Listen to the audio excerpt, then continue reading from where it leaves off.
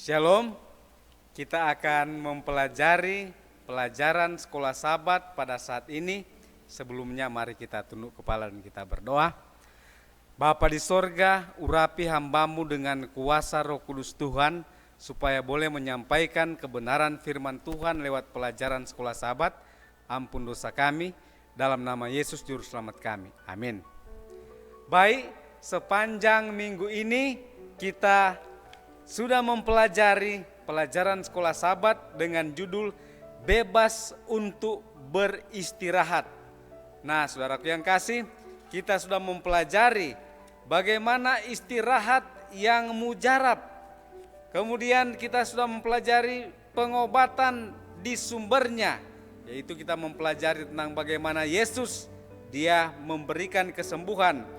Dan kemarin kita sudah pelajari tentang seorang yang bernama Elia. Dia melarikan diri pada saat dia sudah melihat kuasa atau mujizat Tuhan yang besar. Dia melarikan diri. Tetapi saat ini kita akan mempelajari, yaitu pada hari Rabu tanggal 18 Agustus, terlalu lelah untuk berlari. Elia dia sudah melarikan diri, akhirnya dia merasa capek. Dia terlalu lelah untuk berlari lagi. Akhirnya dia berdoa kembali.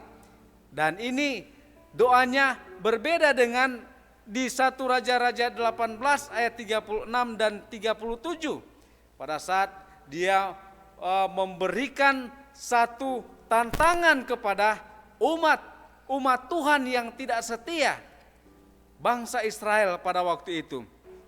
Dan akhirnya dia pergi berlari ke padang gurun sehari perjalanannya, sungguh sangat melelahkan.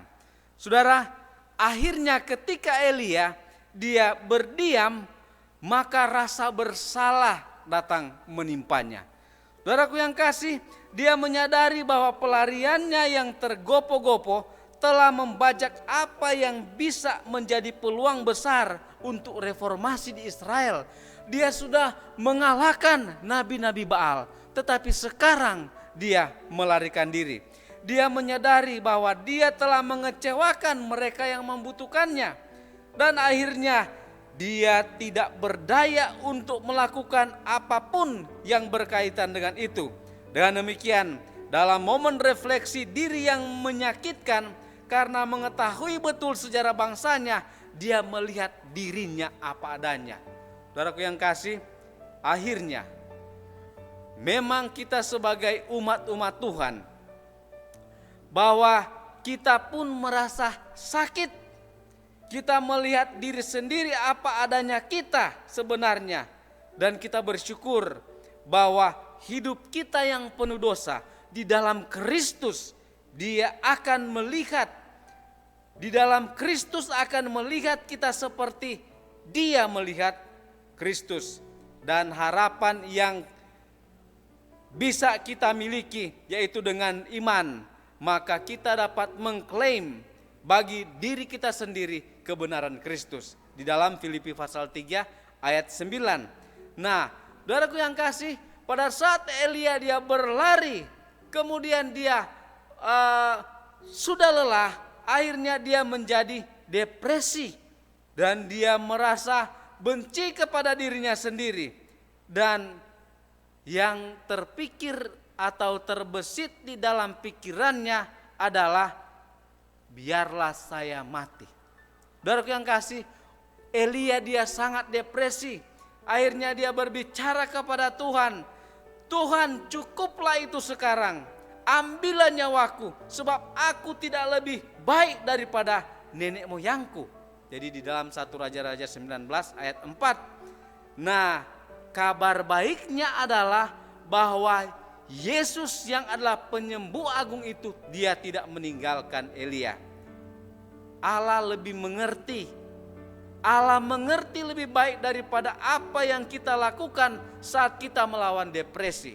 Makanya sakit, penyakit kebanyakan orang yang terjadi, yang menimpa itu karena depresi. Ada satu kutipan mengatakan bahwa 9 dari 10 penyakit itu karena pikiran. Sehingga itu menjalar ke tubuh, sangat erat. Tubuh dan pikiran berkaitan erat. Nah, hamba Tuhan Nyonya White di dalam buku Step to Christ halaman 97 atau Kebahagiaan Sejati mengatakan demikian. Mungkin kita mempunyai bukti, mungkin kita tidak mempunyai bukti yang khusus mengenai wajah Kristus. Ketika memandang kepada kita di dalam kasih dan kelembutan, tetapi memang demikian adanya. Mungkin kita tidak merasakan pegangan tangannya, tetapi tangannya ada di atas kita dalam kasih dan belas kasihan.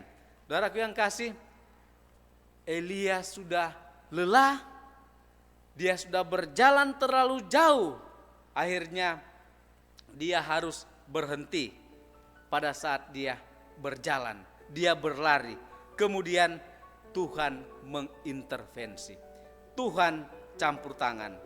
Kadang-kadang juga di dalam kehidupan kita di masa ini, kita menjadi bingung, kita menjadi kecewa, menjadi depresi. Tetapi kita datang kepada Tuhan. Tangan Tuhan yang kuat, Dia akan memegang kita.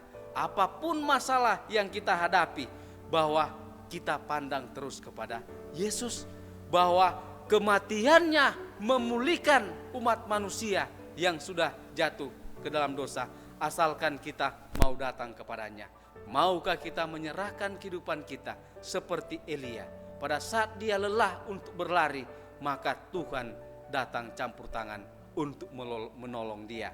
Dan Tuhan pasti juga akan menolong kita di dalam pergumulan kita masing-masing. Tuhan kiranya memberkati. Amin.